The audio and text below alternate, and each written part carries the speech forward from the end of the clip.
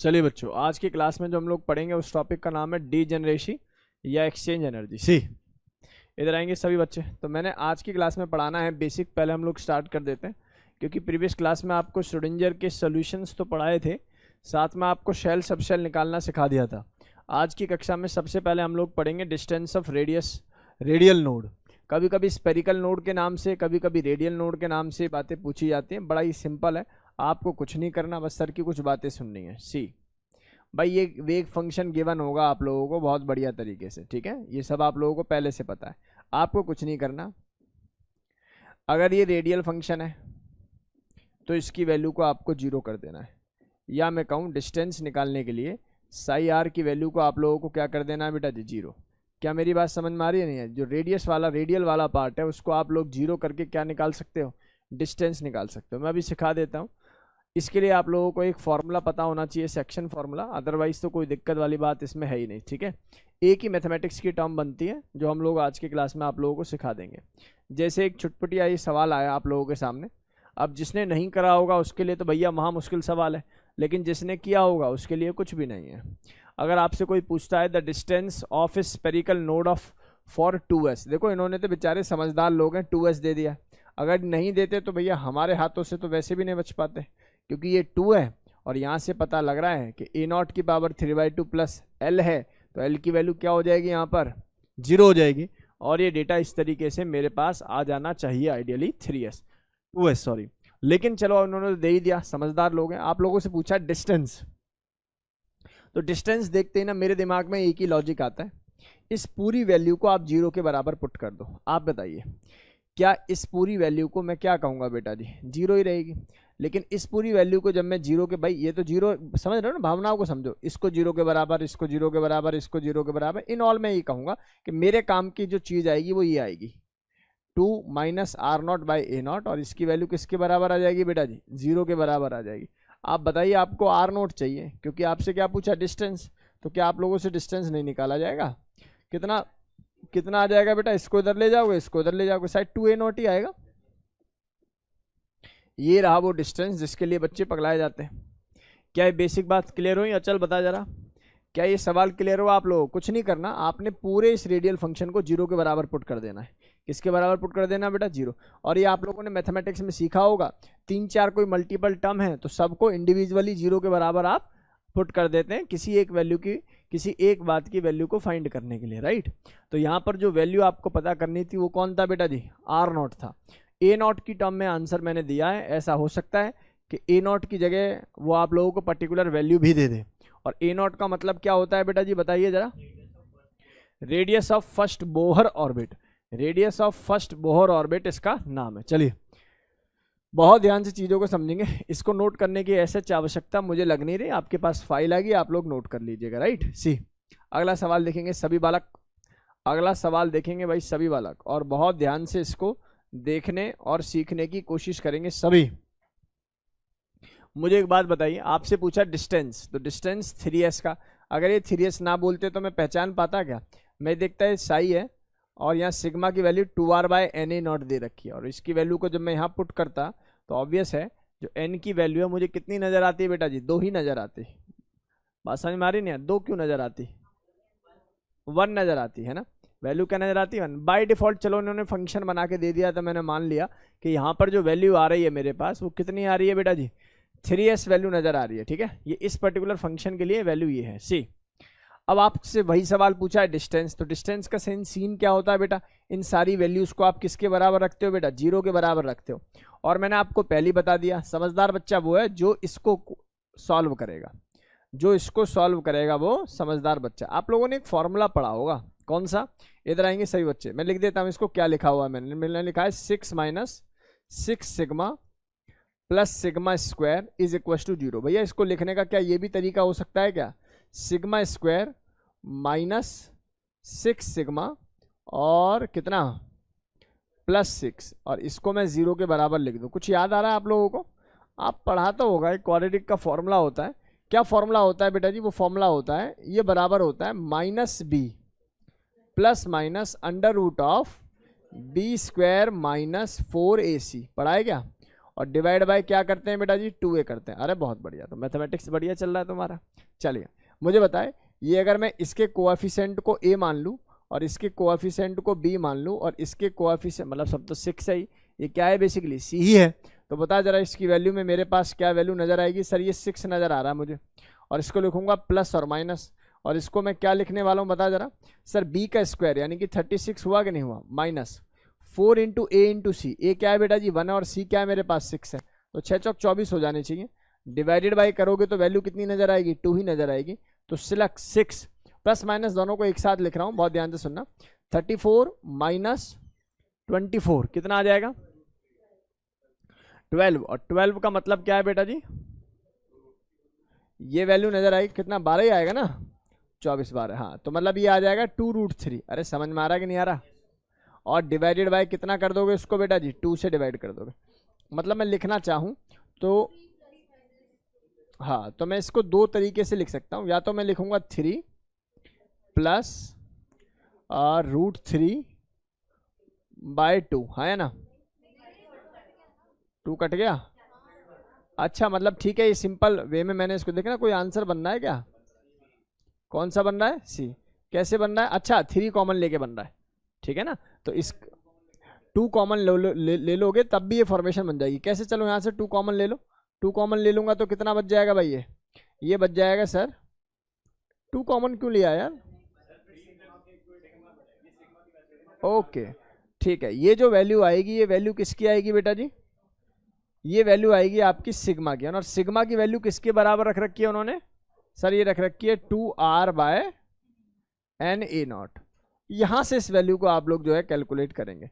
और क्योंकि इन्होंने 3s दे दिया है तो बेटा जी इस n की वैल्यू क्या रही आएगी, यहाँ पर 3 रही आएगी। अब ठीक है, बिल्कुल ठीक है ना, अब कोई गड़बड़ नहीं होनी चाहिए। बताइए जरा क्या आंसर बन के निकलेगा आप लोगों का। सर 2 आंसर निकलेंगे, एक प्लस का और एक माइनस का।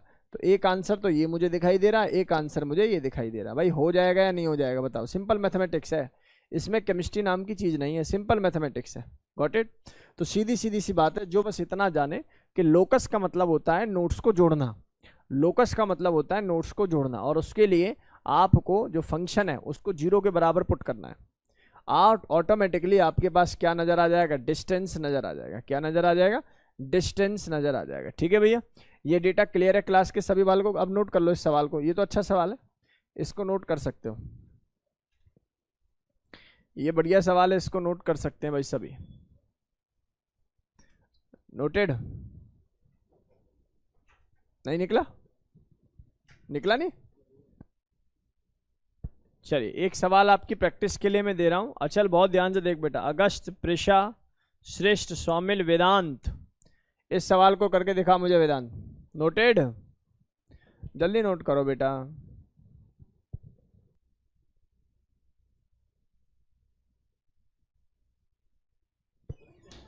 इधर आइए भाई सभी, इधर आप बेटा, बातें नहीं सुन, एक सवाल करके दिखा दे चल, इसी पर बेस्ड, इसी पर बेस्ड एक छुटपुट सवाल है, उसको करके दिखा। चलो करो भाई,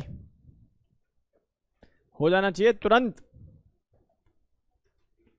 इसको मैं कराने नहीं वाला, आप लोगों के लिए दिया गया है बस। और टास्क है इसका, कितने सेकंड में करोगे बोलो,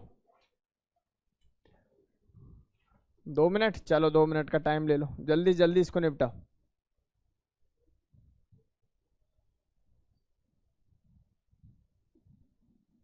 जल्दी निपटाओ भाई इसको।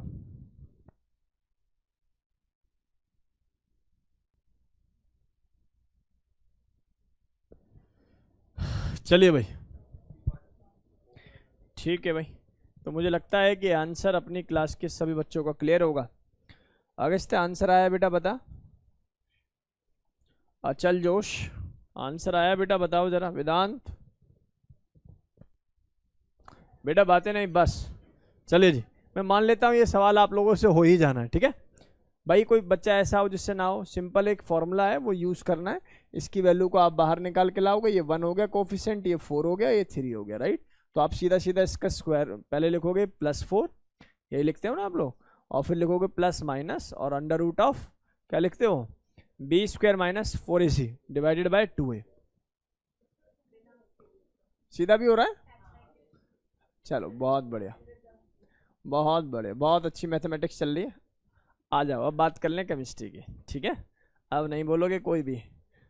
चलो बहुत ध्यान से देखेंगे भैया, एक कॉन्सेप्ट जो आज से पहले ना आप लोगों ने पढ़ा, अब लोग पढ़ाने तो लगे हैं वैसे डीजनरेसी, लेकिन कम ही पढ़ाते हैं आज भी। सी इधर आएंगे भाई सभी बालक, बहुत ध्यान से आप लोग प्लीज़ देखें, कॉन्सेप्ट को सीखने की कोशिश करें।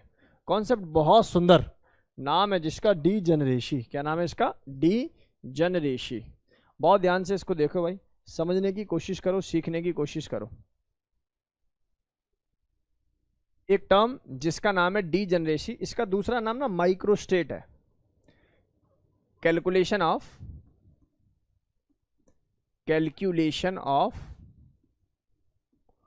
माइक्रोस्टेट, इसको हम लोग माइक्रोस्टेट या डीजनरेसी के नाम से जानते हैं। अच्छा पहले मुझे आप एक डेफिनेशन बताओ, ये डीजनरेसी का मीनिंग क्या होता है? Anyone in the house? इस क्लास का कोई भी बच्चा मुझे जरा डीजनरेसी की डेफिनेशन बता दो। What do you mean by the term degeneracy? Degeneracy में आप लोग क्या समझते हो? डीजनरेसी का मतलब होता है जिसकी एनर्जी क्या हो बेटा जी? सेम हो। डीजनरेसी का मतलब होता है same energy orbital, same energy orbital. चलो इधर जरा ध्यान से समझेंगे भाई सभी बच्चे। देखो सेम एनर्जी ऑर्बिटल का मतलब है कि जहां पर एक्सचेंज ऑफ इलेक्ट्रॉन हो सके, या मैं कहूं कि जिनके ऑर्बिटल की एनर्जी बराबर है, और आप अगर सिंगल इलेक्ट्रॉन स्पीसीज को भर रहे हैं तो किसी भी ऑर्बिटल में भरेंगे उसको आप लोग भर सकते हो। For an example px py pz, अगर इलेक्ट्रॉन एक ही भरना है तो आप कहीं भी भरिए, गलत नहीं होगा। उसको हम लोग बोलते हैं डीजनरेटेड ऑर्बिटल। विधि ध्यान से सुन ले, इसको कैलकुलेट करने की एक विधि है जो बहुत इंपॉर्टेंट है। If there is a question on calculation of number of microstate basically, right, या डीजनरेसी, एक ही बात होती है। तो आपको एक ही बात अपने दिमाग में रखनी है सर की, क्या? इसको p लिख देते हैं कहीं कहीं, कहीं कहीं n लिख देते हैं। एक जगह n पढ़ा दिया है, p पढ़ा दिया, एक जगह n पढ़ा लेते हैं, ठीक है। तो n factorial, right, divided by r factorial, और अब पढ़ा देंगे इसको n माइनस r फैक्टोरियल। भैया क्लियर है? सर फैक्टोरियल का गेम तो हमें आता ही है, बाकी हम लोग बायो के बच्चे हैं। तो भैया ध्यान से सुनो, इस n का मतलब है, n का मतलब है मैक्सिमम। क्या मतलब है इसका? Maximum number of electron in particular subshell, जिस सबशेल के बारे में बात हो रही है, मतलब इन दैट सबशेल। और इस r का मतलब है, r का मतलब है कितने इलेक्ट्रॉन वास्तव में आपको गिवन है, यानी कि given electron in that subshell. क्या मेरी बात समझ में आई? एक बार दोबारा सभी स्टूडेंट ध्यान से सुने भाई। If there is a question like P2 और आपसे पूछे कैलकुलेट नंबर ऑफ माइक्रोस्टेट, पहले तो इसका मीनिंग समझ लो, ये है क्या? माइक्रोस्टेट का मीनिंग समझ लीजिए, जो कि किताबों में छुपा हुआ है तो किताबों में ही।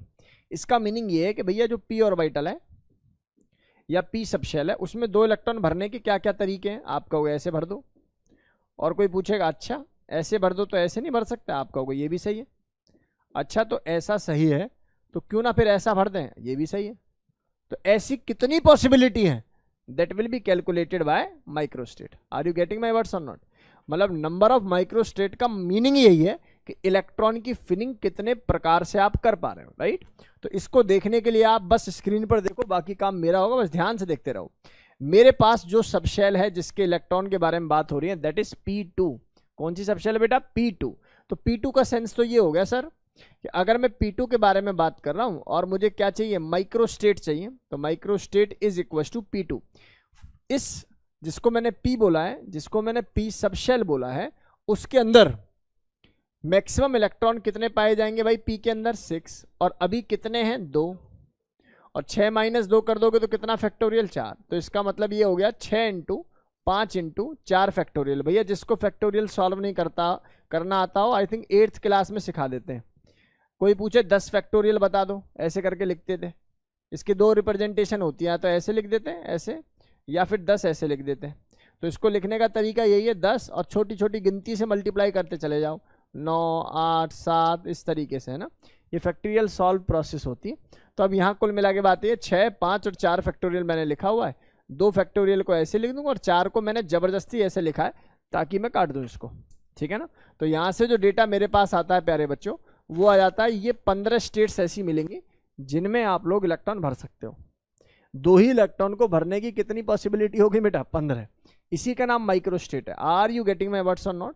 मान लो कल को ऐसा कोई सवाल आ जाए दोस्त जहां पर कुछ ऐसा मेंशन हो भाई एस में तो 1 इलेक्ट्रॉन है। पहली बात सुन लो, हम लोग लिख दें, कह दें, बोल दें कि एस कैपिटल ना, capital S is a term symbol, not symbol. यह सब शेल को रिप्रेजेंट नहीं करता, ये तो टर्म सिंबल है। लेकिन स्मॉल एस रिप्रेजेंट करता है किसको? सब शेल को। स्मॉल पी रिप्रेजेंट करता है किसको? सब शेल को। याद रहे, sub shell is represented by small letter, right. तो S1 लिख दिया और मैंने लिख दिया भाई यहां पर P3। अब कोई पूछ रहा है calculate degeneracy, calculate the micro state, तो बता दो कैसे कैलकुलेट होगी। तो इस सवाल का आंसर ऐसे होता है, मैं आपको बता देता हूं पहले हिंट। आप S1 का अलग निकालो, आप P3 का अलग निकालो, दोनों मल्टीप्लाई में है तो भैया मल्टीप्लाई कर दो, हाँ या ना में जवाब दे दो भाई। दोनों अगर मल्टीप्लाई में है तो क्या कर देंगे? इसका मल्टीप्लाई कर देंगे। वेदांत समझ में आ रहा है बेटा? सौमिल जल्दी बता मुझे, क्या ये बेसिक बातें क्लियर हो रही है बेटा मैं क्या कह रहा हूं? तो सर S1 है ना सर, S1 है तो सीधी सी बात है, अगर मैं इसकी डीजनरेसी या माइक्रो स्टेट चेक करना चाहूं तो कैसे चेक करूंगा sir? That will be calculated by maximum कितने इलेक्ट्रॉन आ सकते हैं? 2। और भैया है कितने अभी? 1, और 2 - 1 तो 1। अरे बात समझ में आ रही नहीं आ रही? तो अल्टीमेटली ये डेटा कितना आ जाएगा सर? ये 2 ही तो आ जाएगा। जबकि P3 में अगर मैं बात करूं तो P3 में यहां पर कितना है बेटा? 6 फैक्टोरियल, और ये कितना है? 3 फैक्टोरियल, और ये कितना है बेटा जी? 3 फैक्टोरियल। अर्थात 6 × 5 × 4 × 3 factorial divide by 3 factorial divided by 3 × 2 यानी कि 6 यानी कि 20, और 20 और 2 आपस में मल्टीप्लाई कर लेते हैं। Answer of this question is 4040। से यस और नो। क्या मेरी क्लास के प्रत्येक बच्चे को ये बेसिक सेंस समझ में आ गए? भाई कल को कोई छुटपुट सवाल आपको दे दूं तो आप निपटा लोगे उसको? मुझे बताओ डीजनरेसी पे D3 की और P1 की। Calculate the degeneracy. आपको डीजनरेसी कैलकुलेट करनी है D3 P1 की। Calculate the degeneracy of D3 और P1।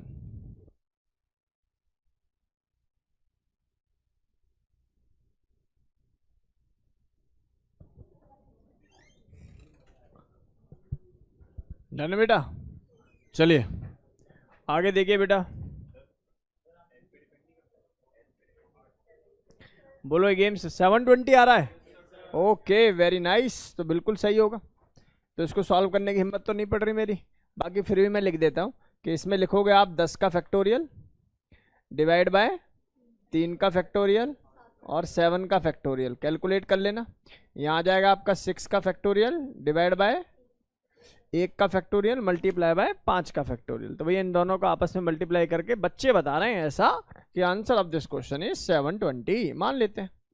चलो भाई, बाकी तो सिंपल मैथमेटिक्स से आप लोग यूज करेंगे। सी बेटा फैक्टोरियल कैसे निकालते हैं? फैक्टोरियल निकालने का तरीका मैंने अभी बात बताया आपको। मान लिया 6 फैक्टोरियल निकालना है तो 6 multiply by 5 multiply by 4 multiply by 3 multiply by 2 multiply by 1 ऐसे। तो इसकी जो वैल्यू होगी that is equal to 6 factorial. Got it? हाँ या ना? अब ये जो आप लोगों ने सीखा ये है सिंबल, यानी कि सबशेल का सिंबल, जिससे आप लोगों ने कैलकुलेट किया क्या?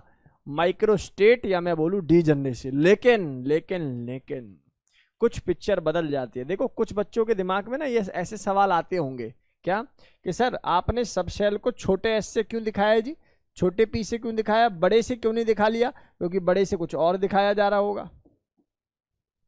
पेपर में सवाल आया हुआ है, पूछा भैया D3, पूछा H2 और ऐसे पूछ लिया तुमसे G1।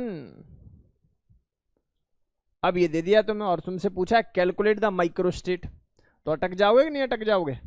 अब क्या होगा सर, पहली बात तो छोटा d पढ़ा है बड़ा पढ़ा नहीं है, क्या पता एग्जामिनर ने गलती से लिख दिया हो, ऐसा नहीं है। ये d कुछ और रिप्रेजेंट कर रहा है, इसका नाम होता है बेटा टर्म सिंबल। क्या बोलते हैं इसको हम लोग? Term symbol. C term symbol, TERM, term symbol. वो जो पढ़े आप लोगों ने वो सिंबल थे, और एक टर्म जिसका नाम क्या है बेटा, टर्म सिंबल। तो टर्म सिंबल क्या है इसको समझे। टर्म सिंबल जैसे मैंने L को ही एक सिंबल दे दिया, जैसे D यहाँ एक सिंबल है, ऐसे यहाँ L सिंबल है, राइट। ये J है, J के बारे में अभी आपको नहीं पढ़ना, आपको पढ़ना है मेनली 2s+1 के बारे में। अगर कोई ऐसी रिप्रेजेंटेशन हो तो इसकी जो माइक्रो स्टेट या डीजनरेसी होती है that will equal to 2s+1 और 2l+1। क्या सीख पाए आप लोग या नहीं सीख पाए? दोबारा सुन लो, micro state for term symbol is always equal to 2s+1 multiply by 2l+1। अब मुझे एक छोटी सी बात बता दो आप लोग, बस बताइए जरा, इधर देखेंगे सभी बालक। This is not in your CBSE, this is not in your even Main, even NEET, ठीक है, दिस इज फॉर एडवांस। केवल ये 2-3 सवाल ऐसे हैं, मैं जनरली बोल के नहीं पढ़ाता, फिर बच्चे नीट वाले क्या काम करते हैं, सुनते ही नहीं है, बोला छोड़ो अब अपने मतलब का ही नहीं है। तो ये S है बेटा, ये P है, देख रहे हो गलती होती है, ये D है, और ये कौन है बेटा जी, F है, ये G है, ये H है। आप लोग जानते ही हो, कल को मिल जाए G, कल को मिल जाए H, तो अपने पास L की वैल्यू क्या होनी चाहिए, तैयार मिलनी चाहिए, C। अब मुझे बताइए, इसको मैं कंपेयर कर रहा हूं बच्चे इस सवाल से, C, इसको मैं कंपेयर कर रहा हूं इस सवाल से। मुझे बताइए क्या वो टर्म सिंबल L की जगह यहाँ D हो चुका है, हाँ या ना? और D की पावर यहाँ 3 है, तो वहाँ क्या है बेटा, 2s+1। और माइक्रो स्टेट निकालने का क्या तरीका था बेटा जी, 2s+1 मल्टीप्लाई बाय 2l+1। अच्छा, D के लिए जो L की वैल्यू होती है आइडियली क्या होती है बेटा जी, 2 ही होती है, और यहाँ पर 2s की वैल्यू कितनी दे रखी है, 3। 3 × 2 × 2+1 यानी कि 5 3 या 15 हो गया आंसर। बोलो हाँ या ना में जवाब दे दो। समझ में तो नहीं आया हर्ष? ये पढ़ा था पहले। चल, कुल मिला के बात ये है, कुल मिला के बात ये है, एक टर्म जिसका नाम है टर्म सिंबल, इसको सीखना पड़ेगा। और कितना सिंपल है, बस एक लॉजिकल बातें तो पता होनी चाहिए कि sir micro state into this formula is equal to 2s+1 और 2l+1। ऑल्दो इसका भी लॉजिक है, लेकिन मुझे लगता है अभी लॉजिक ही नहीं रहो आप, क्योंकि इस सवाल के अंदर घुसने का मतलब है और ज़्यादा समय अपना वेस्ट करना। सी वेस्ट तो नहीं बोलेंगे, लेकिन ठीक है, अभी के लिए रिक्वायरमेंट नहीं है, that is more than enough, I am telling you. H2, और ये जो टॉपिक मैंने अभी पढ़ाया है ये IIT JAM NET JRF उनके अंदर तक पूछा जाता है ना। तो कुछ बच्चे बहुत परेशान ना हो जाएं कि अगर इसके सवाल आपको किताबों में ना दिखें कि सर तो कुछ अलग ही पढ़ा रहे हैं। नहीं, सवाल नहीं मिलेगा, इसका कम मिलेगा, एक आध दो अच्छी किताबों में इसके सवाल आपको मिलेंगे, या फिर आपको हायर लेवल की किताब पढ़नी पड़ेगी, उसमें इसके तमाम सवाल मिलेंगे। चलिए, तो कुल मिला के बात है, ये H है, ये 2 है। अब बताइए जरा, बताइए, लगाइए, कैसे निकालेंगे सर 2s+1 और 2l+1? कौन बताएगा? अनन्या बता, क्या आंसर होगा बेटा? 2 मल्टीप्लाई बाय 2, और L की वैल्यू क्या लगानी पड़ेगी H को देखते हुए? सर H की वैल्यू कितनी है, 5 है ना, तो सर 5+1 यानी कि 11, यानी कि answer of this question is 22। Clear है? अगला सवाल कौन बताएगा? जीवन, बताइए भैया, what is the micro state of your जीवन? जीवन की माइक्रो स्टेट बताओ, कितनी आ जाएगी? नहीं, कैसे आएगी नेहल? ये जीवन कैसे आएगा बताइए बेटा, कैसे निकालना होता है? फॉर्मूला क्या है सर? फॉर्मूला है 2s+1 और 2l+1, सही है क्या? अब 2s+1 जैसे इसमें इसके ऊपर वाला होता था, ऐसे जी के ऊपर वाला 2s+1 है, 1 हो गया, मल्टीप्लाई बाय 2l। बेटा जी के लिए l की वैल्यू कितनी, अरे जी के लिए l की वैल्यू कितनी आ रही है? 4, तो यानी कि 4 × 2+1 यानी कि 9। Answer of this question is 9। बोलो हाँ या ना? क्या मेरी क्लास के प्रत्येक बच्चे को कंसेप्ट क्लियर है? नोट इट डाउन, फटाफट से नोट कर लीजिए। नोटेड? मान लेते हैं भैया समझ में आ गया होगा, मानने में क्या जाता है बेटा। हाफ एन आवर बचा हुआ है, मुझे एक कॉन्सेप्ट और 5 सवाल कराने हैं बस, ठीक है? तो ये जे को भी भूल जा बेटा, एल जो है वो टर्म सिंबल है, ठीक है? गनीमा, चलें आगे बेटा, चलो।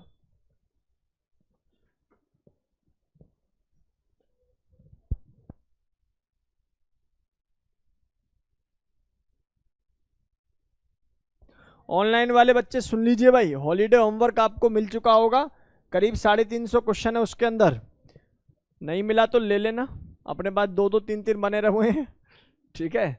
बहुत ध्यान से देखेंगे सभी, और उसको प्रॉपर रिपोर्टिंग है भाई। हमें जो बच्चा इस हॉलीडे वाले टाइम में अगर होमवर्क हमें नहीं करके भेजेगा तो आप समझ लीजिए घर से उठा लाऊंगा उसको।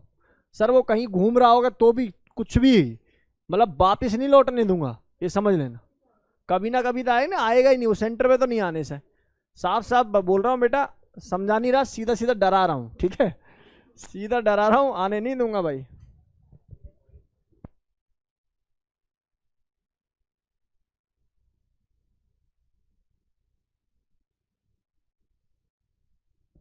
चलो जी आगे मूव करें।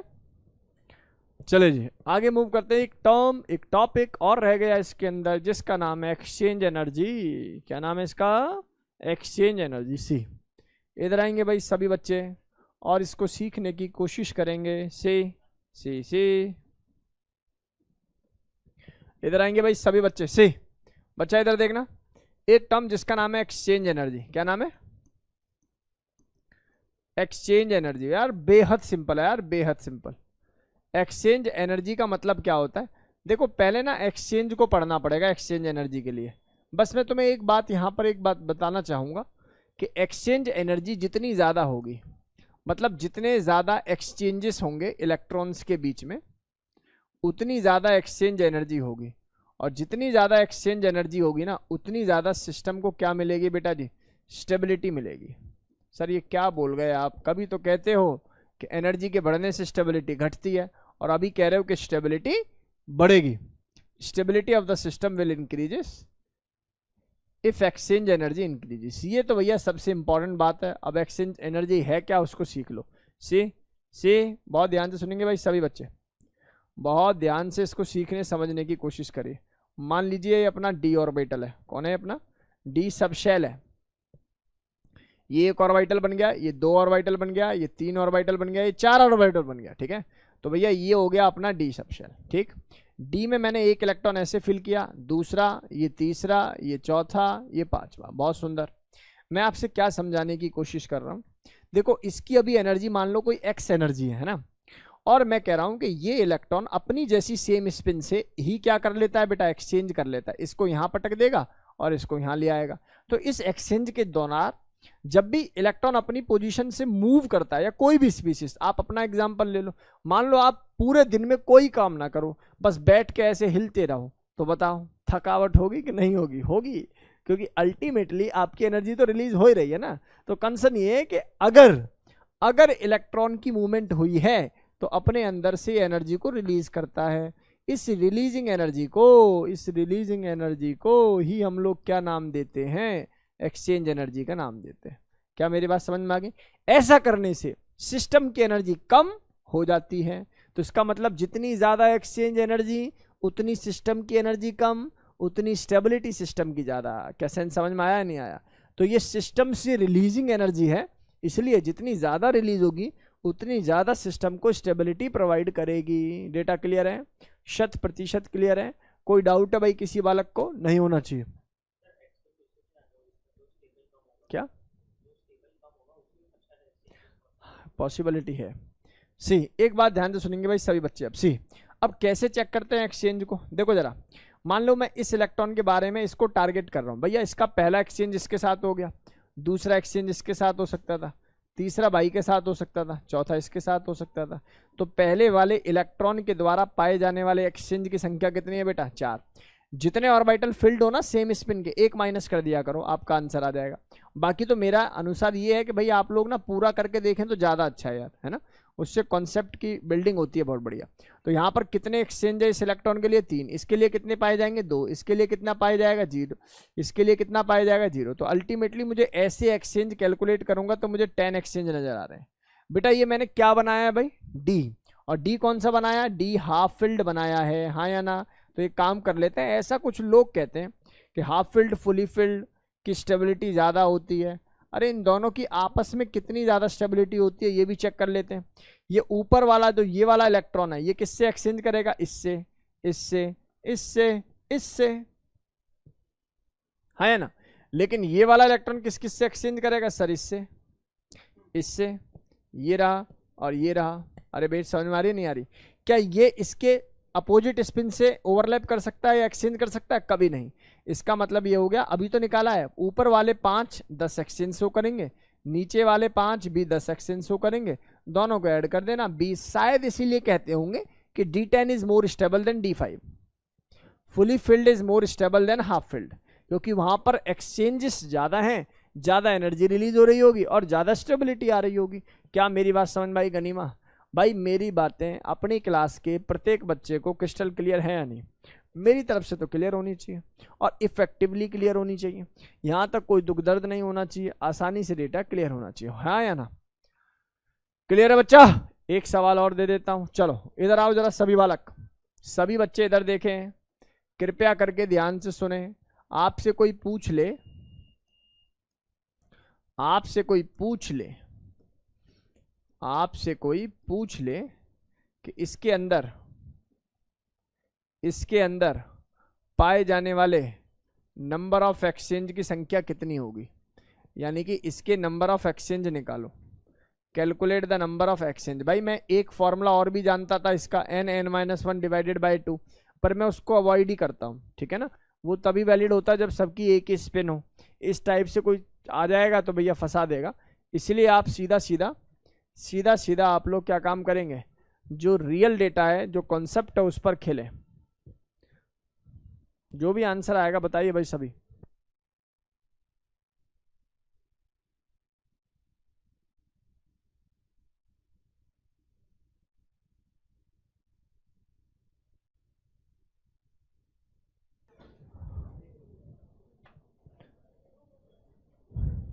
चलो जी इधर आएंगे भाई सभी बच्चा, ये हो गया ना? कितना आंसर बना है? 16। लग रहा है सही बना होगा, क्योंकि आप लोग ये देखो ना, सुन लो, सुनो बच्चों, बच्चा इधर देख, इसका ये 1 2 और 1 3, तो इसका मतलब 3 तो इसका बन रहा है, 3 इसका बन रहा है, तो भाई का कितना बनेगा? 2, इसका बनेगा 1, सही है। नीचे से आते हैं तो इसका 1 2 3 और 1 4, तो भाई का 4 बनना है, तो इसका कितना बनने जाएगा? 3, इसका 2, इसका 1। सीख गए मेथड? बोलो भाई, तो आंसर कितना आ गया अब इसका? 16 is the right answer of this question, ठीक है भाई? कैलकुलेट कर लोगे इसको तो 16 is the right answer of this question. चलिए इधर आएंगे सभी बच्चे, ये हो गया नहीं हो गया? चलो ऐसा मान लेता हूँ आप लोगों ने नोट भी कर लिया होगा और एक्सचेंज के प्रोग्राम को आप लोग सीख गए होंगे। अब जो मैं सवाल देने जा रहा हूं, करने वाला बच्चा क्लास का अतिशय प्रिय बच्चा लगेगा भाई। सवाल नंबर 1 करो पहले, ये रहा मौका तुम्हारे पास कुछ कर दिखाने का। या पहला सवाल मैं करके दिखा दूं? क्या चाहते हो? समय के अभाव के चलते अभी मैं करा दूं या तुम्हारी इच्छा है करने की? कर लोगे? करो।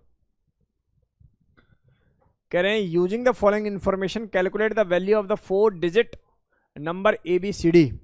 और ए जो है, ए है हमारे पास ratio of shortest wavelength of Balmer series to the longest wavelength of UV region of atomic spectrum of the hydrogen. तो मतलब मैं एक छोटी सी बात कह देता हूं अभी के लिए, क्योंकि कुछ बच्चों के उससे निकल गया भैया क्लास है, तो क्लास है तो थोड़ा जल्दी कर देते हैं, हमारी वजह से और कोई परेशान ना हो। आ गया आंसर? चल लेट मी चेक। सी आपसे बोला है the ratio of the shortest wavelength of the Balmer series. भैया 1/λ ऑफ बाल्मर को कैसे निकालेगा? 13.6 Z² अबाल बबाल, जो तो है हाइड्रोजन के लिए कॉमन रहेंगे, तो मेन डेटा फंसेगा यहाँ पर, बाल्मर है ना, तो 2 और शॉर्टेस्ट बोल दिया है तो बेटा इन्फानाइट एनर्जी से इलेक्ट्रॉन आ रहा होगा, हाँ या ना? तो यहाँ से कितनी वैल्यू आ जाएगी सर? ये वैल्यू आ जाएगी 1/4, सही है। ये किसका है बेटा जी? बाल्मर। और तुम्हें रेशो किसका निकालना है भैया? तुम्हें रेशो निकालना है किसका? लाइमन सीरीज का। बोला है 1 कितना? लॉन्गेस्ट बोला है तो सर 1 का स्क्वायर, और ये कितना आ जाएगा? 2 का स्क्वायर, तो आई थिंक 4, ये 4, 3/4, तो ये आ जाएगा 3/4। सही लिखा है मैंने? बोल दे। और इस डेटा को जब तू डिवाइड करेगा या करेगी तो यहाँ से बन रहा है कितना? 1/4, तो ये जो रेशो बन के आएगा वो कितना बन के आएगा बेटा जी? 3/1। लैम्डा का रेशो निकालना है, याद रखियो, ये भी लैम्डा का रेशो निकालना है, पता लगे 1/λ का रेशो निकाल के बैठ जाओ, ठीक है? बढ़िया सवाल था। तो सर ये आ गया सर पहले नंबर का 3 और यहाँ भी सर 3 ही दिखाई दे रहा है। अगला क्या है? अगला है the stopping potential of the voltage of EMR of इतने nanometre strike on metal surface having critical wavelength equals to this. Okay, आप लोगों को डेटा सिखाया हुआ है काइनेटिक एनर्जी का। क्या आपको सिखाया था? H new minus H new not, सही है क्या? 1 2 का 4 0 डिवाइड बाय 1 2 4 माइनस 1 2 का 4 0 डिवाइड बाय कितना? डिवाइड करेगा 10 आएगा और ये कितना आ जाएगा बेटा? 4। तो वैल्यू आ जाएगी 6 इलेक्ट्रॉन वोल्ट। और तुम लोग जानते हो वोल्टेज कैसे निकलेगी? 6 वोल्ट। क्या दूसरा पॉइंट भी नजर आ गया? 3 6, हाँ है ना। अगला आ जाइए, अगला है see the number of possible exchange of D orbital can occur d4 electronic configuration. भैया d4 है ना यार, d4 का सेंस समझ में आ रहा है आप लोगों को? 1 2 3 और 1 4 सारे एक नहीं, आपको मैक्सिमम जहां से मैक्सिमम एक्सचेंज आए वहां से इसको कैलकुलेट करना है। सी तो यहाँ से ऐसा आएगा कितना बेटा? 1, ये आएगा 2, यहाँ आएगा 3। 3 एक्सचेंज भाई की वजह से, 2 एक्सचेंज इसकी वजह से, 1 एक्सचेंज इसकी वजह से, 0 एक्सचेंज इसकी वजह से, अर्थात आंसर इज अगेन 6। भाई क्या आपको ये मुश्किल लग रहा है सवाल? नहीं, लेकिन इसका टाइप बदल दिया मैंने, इसका टाइप मुश्किल कर दिया है, तो इसलिए हो सकता है कुछ बच्चों को परेशान करें और कुछ बच्चों को याद होगा। सर ने एक फॉर्मूला बताया था, कभी भी तुम्हें वेवलेंथ निकालनी है, सुन लो, number of wavelength, number of orbital wavelength निकालनी हो तो एक ही फॉर्मूला मेरे दिमाग में आता है, 2 pi r is equal to n lambda. याद आ रहा है? 2 pi r is equal to n lambda. और ये फॉर्मूला भी कहाँ से जनरेट हुआ था याद करो? सर ये फॉर्मूला आपने डी ब्रोगली से ही जनरेट किया था, H/mv से। हेंस प्रूफ नहीं कराता था मैं इसका। तो इसका मतलब बात तो सही है। आप कह रहे हैं the number of de Broglie wavelength of N orbit of the hydrogen atom. मेरे प्यारे बच्चों, ये k है, ये l है, ये m है, ये n है। n की वैल्यू 1, n की वैल्यू 2, n की वैल्यू 3, n की वैल्यू 4। तो answer of this question is 4 lambda. Again खत्म। नहीं बात समझ में पल्ले पड़ गया? तो ये छुटपुट सवाल आपके दिमाग में आ जाना चाहिए तुरंत, प्रायोरिटी से सवाल का आंसर होना चाहिए। अगला सवाल देखना जरा पहले थोड़ी देर। कह रहे हैं the ratio of magnetic moment of and number of pair of electron present in this. Okay मेरे प्यारे बच्चों, ये कोबाल्ट जिसका एटॉमिक नंबर कितना होता है? 27। तो इलेक्ट्रॉनिक कॉन्फ़िगरेशन बैठेगा इसका 1s2 2s2 2p6 3s2 3p6 और 4s2 3d6। सही है क्या? और मैंने बोला कि भैया 3 इलेक्ट्रॉन्स को यहां से भगा दो, तो इसका मतलब 7 हो रहा है।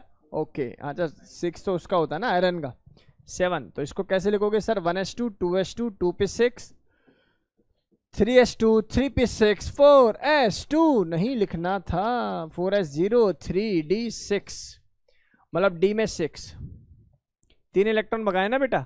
आपसे पूछा है मैग्नेटिक मोमेंट, पहले तो फॉर्मूला याद कर लो भैया, n+2 और किस में आता था? बोर मैग्नेट्रॉन में। चलो लास्ट वाले d में कितने अनपेड नंबर ऑफ इलेक्ट्रॉन होंगे अगर ये d6 है? तो सर d6 होने का मतलब समझ रहे हो आप लोग? 1 2 3 4 5 और 1 6। इसका मतलब number of unpaired electron over there is 6। 4 आएंगे ना बेटा? 6 है ना? अच्छा इसका आंसर ही बता रहा है। तो ये 4 हो जाएगा और 4 से तो ये अंडर रूट ऑफ 24 आएगा कि नहीं आएगा? बोल दो। और 24 को लिखने का तरीका क्या है? 2 रूट पक्का 4 सिंह 24। सही बात है। क्या पूछ रहा है? The ratio of magnetic moment of number of paired of electron. Paired electron, okay paired electron देखो 2 भाई, मतलब समझ रहे हो ना? पेयर का मतलब क्या है? 2 इलेक्ट्रॉन ने पेयर करा तो एक काउंट होगा ना, ये तो अपना पेयर, दूसरा पेयर, और ये 3 है तो ऑब्वियस है। मैं यहाँ ऐसे लिख रहा हूँ, एक पेयर यहाँ, एक पेयर यहाँ, 3 पेयर यहाँ, एक पेयर यहाँ, 3 पेयर यहाँ। यहाँ कोई पेयर नहीं बन सकता। यहाँ d6 में केवल और केवल कितना पेयर? एक पेयर। बोल दो कितना काउंट करोगे? 1 2 3 4 5, 5 और 3 कितने हो गए? 8 और 1 9। है कुछ आंसर ऐसा? ये वेट कुछ गड़बड़ हुई है मुझसे? वेट कुछ गड़बड़ हुई है? काउंटिंग में काउंट हो गया? 1 2 3। अच्छा ऑब्वियस है 5 6 और 3 कितने हो गए बेटा जी? 9 और 1 10। तो ऑब्वियस है answer of this question is not 9, it is सीधा आंसर किससे लिख सकता था? अंडर रूट ऑफ 6/5 है कहीं? पहला option under root of 6/5। Clear है? डेटा क्लियर है? कोई दुख दर्द है? इस टाइप की वैरायटी ऑफ क्वेश्चन आपको करना चाहिए भैया। अगला सवाल देखना, खत्म सवाल। खत्म सवाल का आंसर बहुत देर में नहीं करना चाहिए। 3s है और 3s में पाए जाने वाली रेडियल नोड की संख्या कितनी हो जाएगी बेटा जी? 3 - 1 यानी कि 2 और 2 नोड। और देखो साई स्क्वायर है, साई स्क्वायर का ग्राफ क्या रहेगा बेटा जी? ऊपर ही रहेगा। ये रही 2 नोड और ये अगली वाली नोड। और आप देख पा रहे हो ग्राफ को मैंने घटाया है ना कि बढ़ाया है। शब्द क्लियर है भाई? भावनाएं क्लियर है? अब जो बच्चा छुट्टी पे था उसको दिक्कत हो रही होगी, कोई बात नहीं। In the following 6 electronic configuration remaining inner orbital are completely filled. Mark the correct option.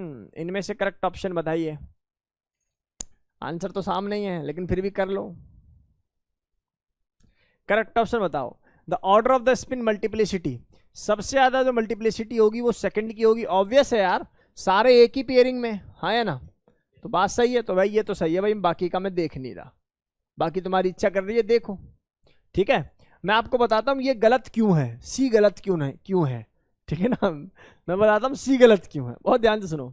मैंने बोला 5th पे आओ, रिप्रेजेंट द एलिमेंट ए, ठीक है, कुछ होगा। Then A+2 act as a diamagnetic. क्या बात का भाई, यहां से 2 इलेक्ट्रॉन जाएंगे तो डायामैग्नेटिक थोड़ी, पैरा होगा, अनपेड नंबर ऑफ इलेक्ट्रॉन है। ये गलत क्यों नहीं है मैंने ये बताया, बाकी तो सही है।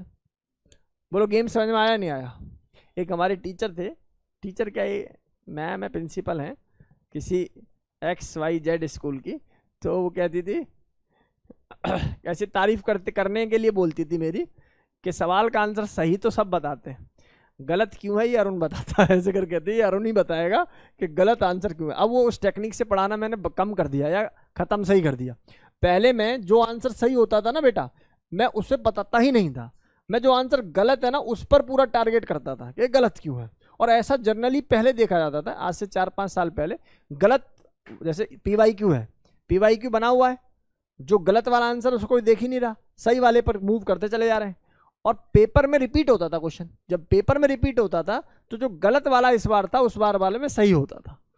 तो वो टेक्निक कुछ समय काम करी, उसके बाद नहीं काम करी, अब तो नहीं काम करती तो इसलिए ज़्यादा यूज नहीं करते, लेकिन इससे दिमाग तो खुलता है। क्लियर है? आप भी ऐसा सोचा करो, हो जाएगा।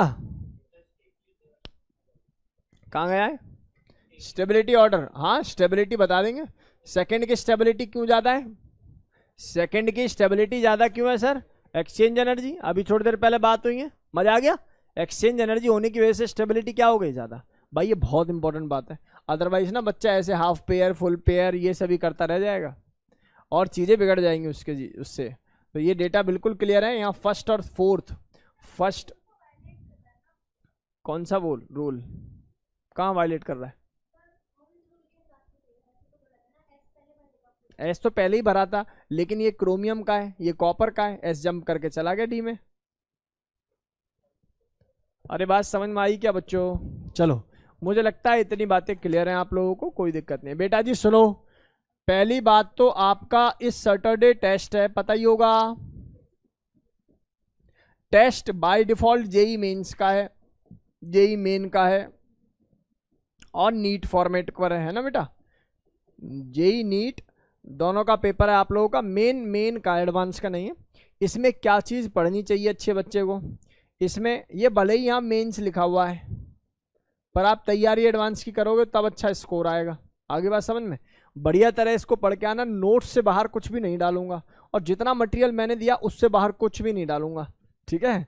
जितना मटेरियल मैंने दिया उससे बाहर कुछ आज तक आया बताओ? सारा मटेरियल से ही आता है, मटेरियल पढ़े कौन? चलो मेरी बात सुनो, इस पेपर के लिए क्या पढ़ना चाहिए? नीट वाले बच्चे focus on module, only module and PYQ। ये होंगे करीब 250-300 सवाल, ये कर लो बस। जेई वाले बच्चे,